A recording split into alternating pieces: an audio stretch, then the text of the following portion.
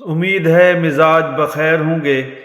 آج کتاب نزہۃ المجالس میں سے ایک واقعہ آپ کے گوش گزار کر رہا ہوں، امید ہے آپ کو پسند آئے گا۔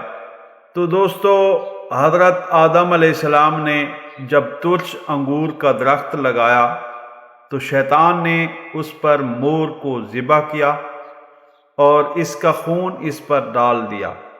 جب اس پر پتے پھوٹے تو بندر کو ذبح کر کے اس پر ڈال دیا، اور جب وہ پھل لایا تو ایک شیر کو، اور جب پھل پک گیا تو اس پر سور کو ذبح کر کے ڈال دیا۔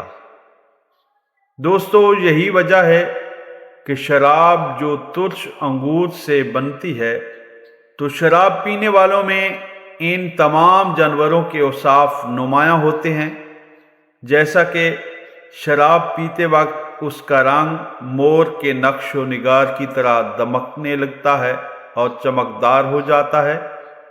جب نشے کی ابتدا ہوتی ہے تو بندر کی طرح بیہودہ حرکتیں ظاہر کرنے لگتا ہے، اور جب نشہ میں شدت پیدا ہوتی ہے تو شیر کے غصہ کی طرح جھلا اٹھتا ہے، اور آخر میں سور کی طرح بے خبر اور غافل ہو کر سو جاتا ہے۔